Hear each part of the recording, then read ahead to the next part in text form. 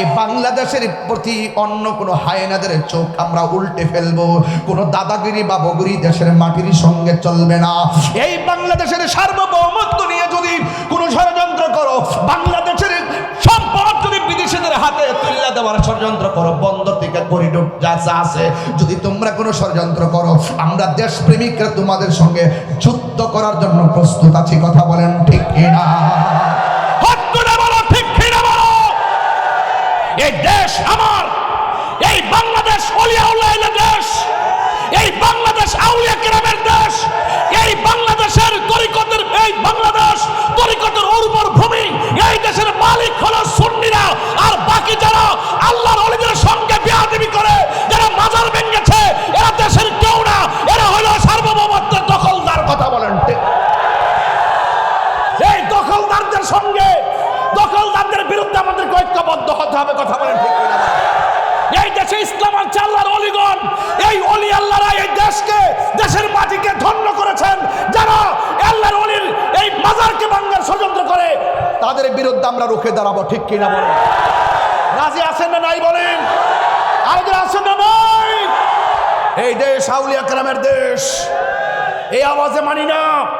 এই দেশ আউলিয়া কেরামের দেশ, বাবা শাহজালালের দেশ, শাহপরানের দেশ, বাইজিদ বোস্তামের দেশ, আমানুর শাহর দেশ, গরিবুল্লাহ শাহর দেশ, মিসকিন শাহর দেশ।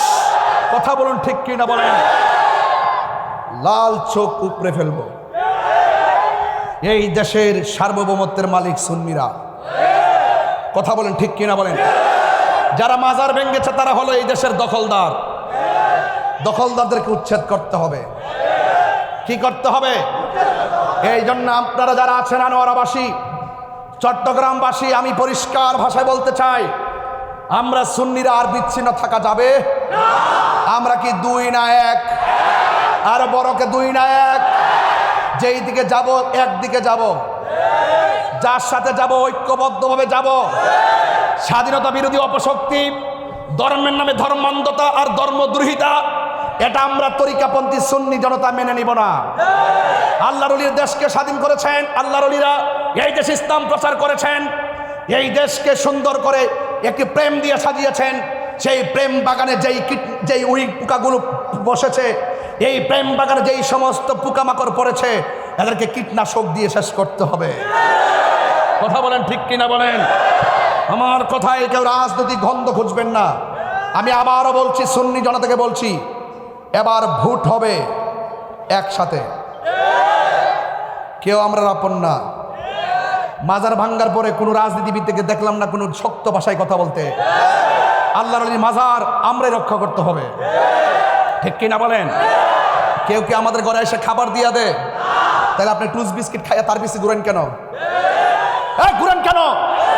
আমাদের বৃহত্তর সুন্নি জোট হয়েছে। এবার কেন্দ্রীয় নির্দেশনা যেভাবে আসবে আমরা সেভাবে যাব। আপনাদেরকে পায়ে ধরে হাত দিয়ে বলে দিয়ে গেলাম, আমি একজন নগণ্য সাংগঠনিক হিসাবে আগের তুলনায় সুন্নি জামাতটা এখন কেমন লাগতেছে আমি পায়ে ধরে বলে দিয়ে যাই, যেদিকে যাবো, যার সাথে যাবো একসাথে যাবো। যদি না যায় আমরা আলাদা থাকি, আমরা একসাথে থাকবো। কথা বলেন ঠিক কিনা বলেন?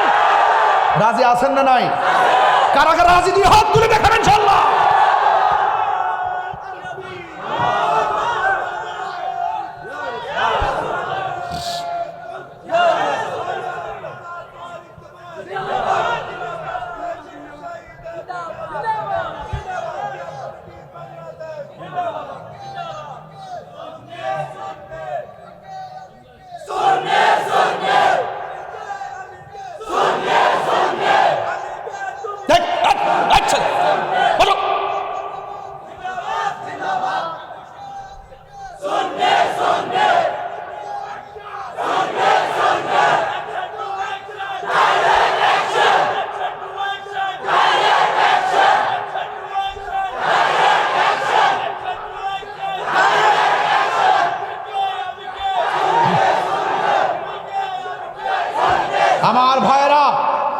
আমার ভাইয়েরা নীরব অনেক থেকেছি,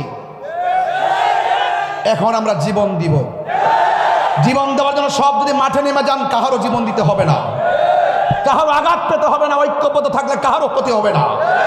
আলাদা আলাদা থাকলে ক্ষতি হবে, কথা বলেন ঠিক না বেঠে? এই দেশের ইঞ্চি ইঞ্চি মাটি নিয়ে কেউ যদি ষড়যন্ত্র করে আমরা কোনোদিন বরদাস্ত করতে পারি না। একটা ছেলে যখন বিদেশ যায়, উপরে যখন উঠে বিমানটা, শেষবারের মতন জানালা দিয়ে নিচে তাকায়া বাংলাদেশের জমিনটা দেখা দেখা যায়, কারণ দেশের প্রতি দেশপ্রেমিকদের মায়া আছে না নাই? ইঞ্চি ইঞ্চি মাটি নিয়ে যদি বাংলাদেশের কোনো চান্দু ষড়যন্ত্র করো, প্রয়োজনে তোমাদের সঙ্গে আর একটা যুদ্ধ হবে, কথা বলেন ঠিক কিনা?